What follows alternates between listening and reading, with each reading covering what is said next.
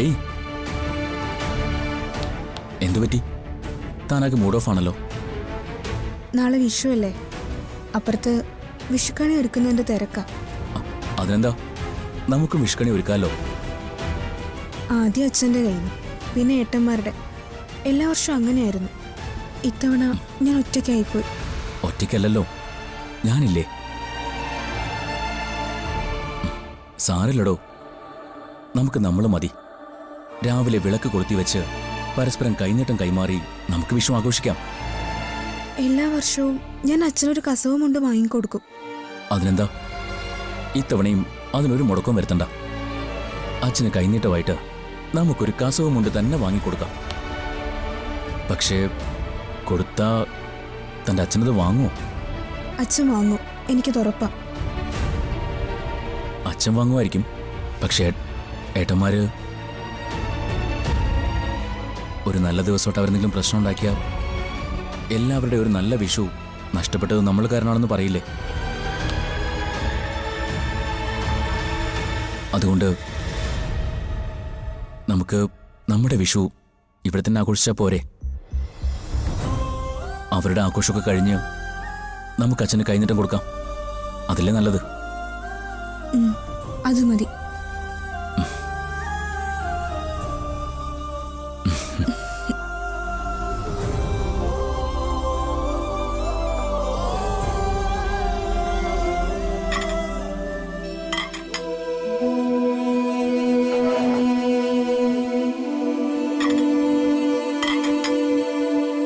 എടുത്തി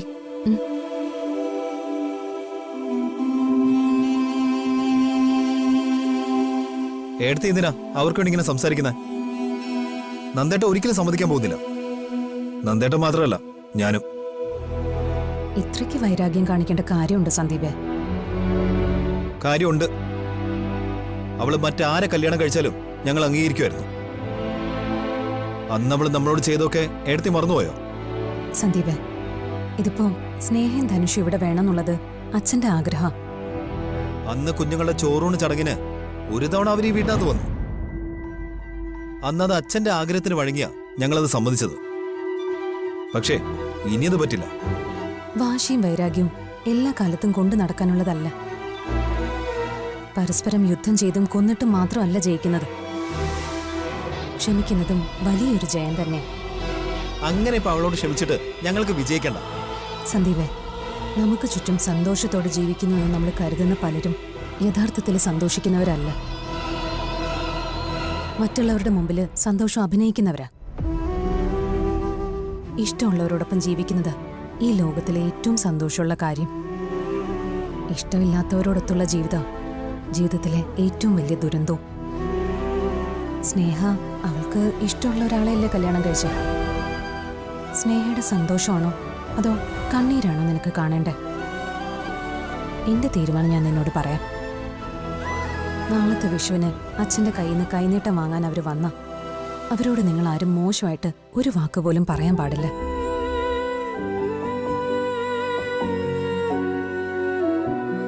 പറഞ്ഞ പിന്നെ ഒരു വിഷുവിനും കൈനീട്ടം വാങ്ങാൻ ഞാൻ ഈ വീട്ടിലുണ്ടാവില്ല. ഇത് നന്ദേട്ടനോട് കൂടി നീ പറയും. എടുത്തി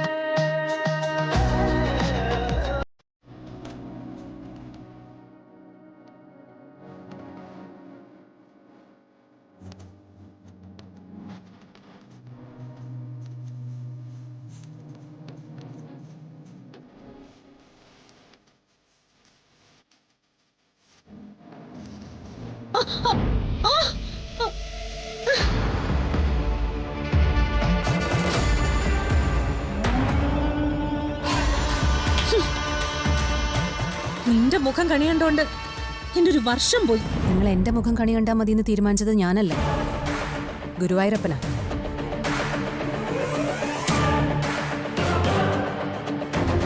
ഇല്ലെങ്കിൽ ഇവിടെ തന്നെ വന്ന് വീഴേണ്ട കാര്യമില്ലല്ലോ. നീ മനഃപൂർവ്വം എന്നെ വീഴ്ത്തിയതാണോന്ന് എനിക്ക് സംശയമുണ്ട്.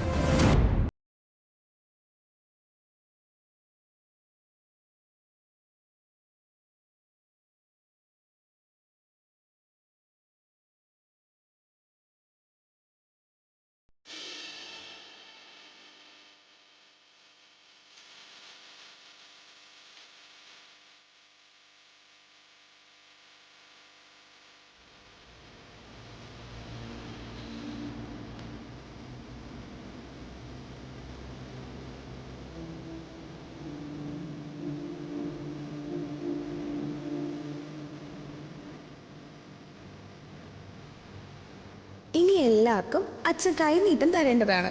അതൊക്കെ തരാവടി. 2000 കുറഞ്ഞ ഒരു കൈനീട്ടവും സ്വീകരിക്കില്ല, ഇപ്പോഴേ പറഞ്ഞേക്കാം.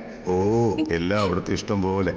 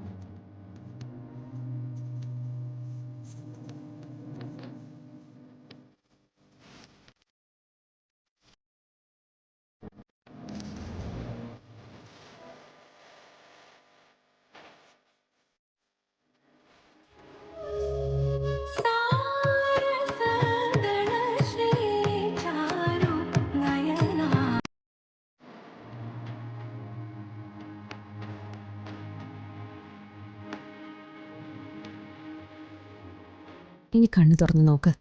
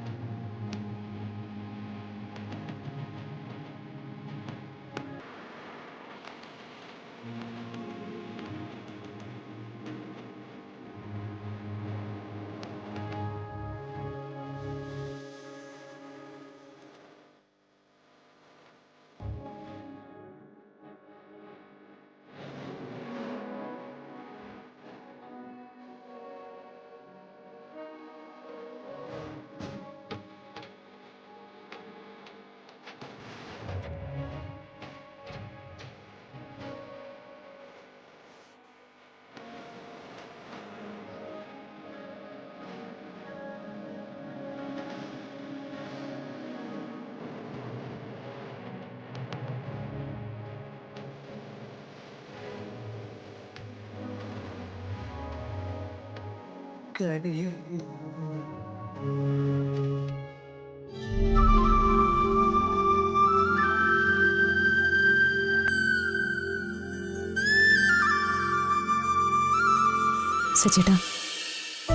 സ്നേഹിക്കുന്ന അനുഷനും കൈനീട്ടം കൊടുക്ക്.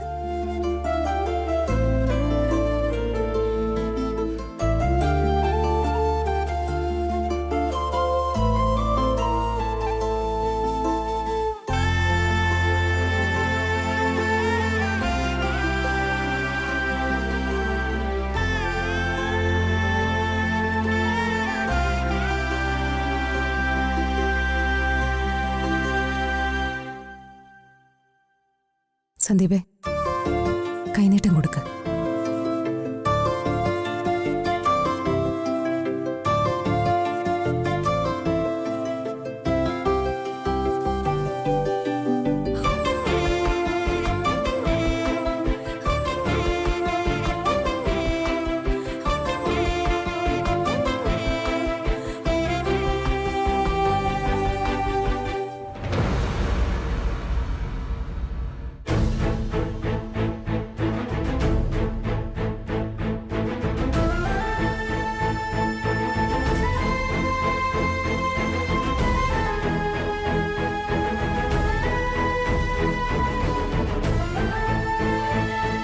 നീ ഇതേ അർഹിക്കുന്നുള്ളൂ. സന്ദീപേ,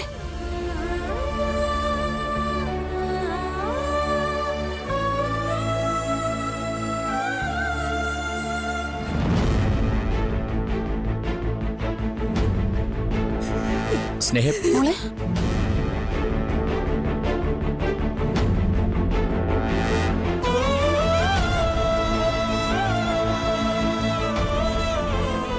അർച്ചന ഒറ്റ ഒരുത്തി ഇതിനൊക്കെ കാരണം. നല്ലൊരു വിശ്വാഘോഷം അലമ്പായില്ലേ? അർച്ചനെ കുറ്റം പറഞ്ഞിട്ട് എന്താ കാര്യം? സന്ദീപ് കാരണോ എന്റെ മോള് കരഞ്ഞോണ്ട് പോയത്. ഇവനിത് എന്തിന്റെ സൂക്കേടായിരുന്നു? വെറുതെ അവളെ കരയിച്ചു. സന്ദീപിനെ വെറുതെ കുറ്റം പറയുന്ന എന്തിനാ? അവൻ ചെയ്ത് തന്നെയാ ശരി. അർച്ചന പോയി അവരെ ഈ ചടങ്ങിലേക്ക് വിളിച്ചോണ്ട് വന്നതാ തെറ്റ്. അതുകൊണ്ടാ നന്ദേട്ടൻ രാവിലെ എണീറ്റ് വരാതിരുന്നത്.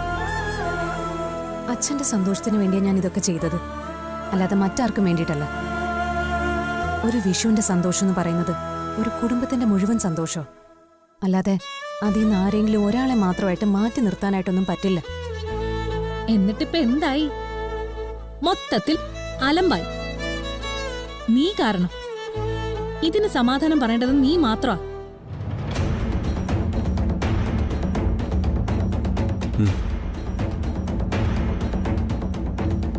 അച്ഛാ, ഞാൻ നിങ്ങൾ എന്തിനാ വിഷമിക്കുന്നത്? അവര് വന്നു, അച്ഛന് കൈനീട്ടം കൊടുത്തു, അച്ഛൻ അവർക്കും കൈനീട്ടം കൊടുത്തു. അതുപോരെ? പിന്നെ സന്ദീപ് ചെയ്തത് അത് വിടച്ചാൻ.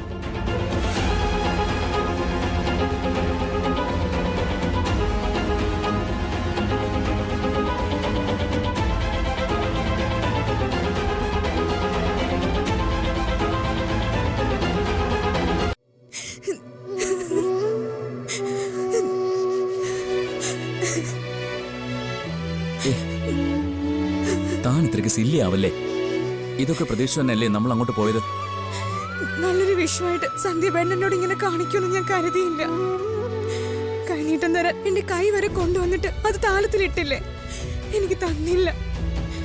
എന്നിട്ട് പറഞ്ഞു കേട്ടില്ലേ ഞാൻ ഇതേ അർഹിക്കുന്നുള്ളൂ എന്ന്. എന്നെ ഇത്ര നോവിക്കാൻ ഞാൻ എന്ത് തെറ്റാ ചെയ്തേ? നമുക്ക് ഏറ്റവും കൂടുതൽ സ്നേഹമുള്ളവരെ നമ്മളോട് എന്തെങ്കിലും ചെയ്താൽ നമുക്കത് സഹിക്കാൻ കഴിയില്ല. അവർ തരുന്ന മുറിവ് വളരെ ആഴത്തിൽ നമ്മുടെ മനസ്സിലിങ്ങനെ പതിഞ്ഞു കിടക്കും. സന്ദീപിന്റെ മനസ്സിൽ നമ്മൾ കാരണം ഉണ്ടായ മുറിവ് അത് ഉണങ്ങണമെങ്കിൽ ഒരുപാട് സമയമെടുക്കും. അപ്രതീക്ഷിതമായിട്ട് അർച്ചനടുത്ത് നമ്മളെ വന്ന് വിളിച്ചുകൊണ്ട് പോയപ്പോ ഞാൻ ഒരുപാട് പ്രതീക്ഷിച്ചു. താനൊന്ന് ആലോചിച്ച് നോക്ക്. യഥാർത്ഥത്തില് തന്റെ ആഗ്രഹം നടന്നില്ലേ? അച്ഛന്റെ കയ്യിൽ നിന്ന് കൈനീട്ടം വാങ്ങണം, അച്ഛന് കസവുമുണ്ട് കൈനീട്ടമായിട്ട് കൊടുക്കണം. അത് നടന്നില്ലേ? പക്ഷെ നന്ദേട്ടനും സന്ധ്യബേട്ടനും അത് പോട്ടെ, തന്റെ സച്ചേട്ടൻ തനിക്ക് കൈനീട്ടം തന്നില്ലേ? അതൊരു ചെറിയ കാര്യമാണോ? അത് അർച്ചനടുത്ത് നിർബന്ധിച്ചിട്ടല്ലേ? ഇതെല്ലാം ചെയ്യിക്കുന്നത് അർച്ചന തന്നെയാ. അവരുടെ നല്ല മനസ്സിന് വേണം നന്ദി പറയാൻ.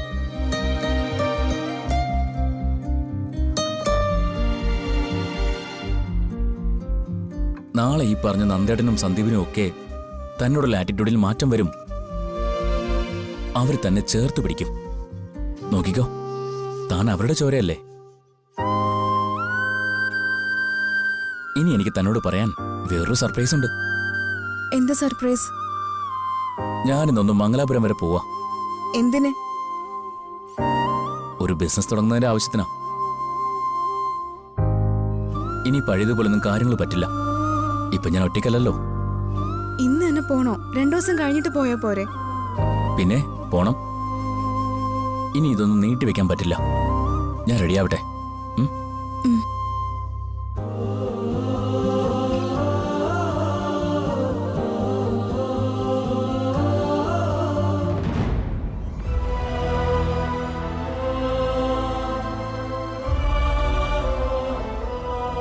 ആ അതിരെ വിഷുവൊക്കെ അല്ലേ, നമുക്കൊന്ന് അമ്പലത്തിൽ പോയല്ലോ.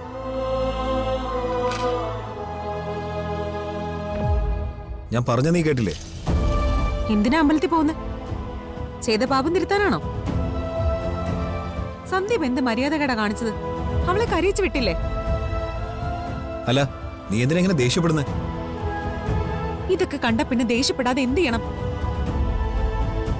അവൾക്കേ കൈനീട്ടം കൊടുക്കാൻ എനിക്ക് മനസ്സില്ല. ദേ, സ്നേഹം നിങ്ങളുടെ ആരാ? ഓ അതാണോ കാര്യം? എന്താ അത് കാര്യമല്ലേ? ദേ, അവളുടെ കാര്യത്തില് ഞങ്ങളുടെ തീരുമാനത്തിൽ ഒരു മാറ്റവും ഇല്ല. എന്നിട്ട് സച്ചേട്ടൻ അങ്ങനെ അല്ലല്ലോ പെരുമാറിയത്.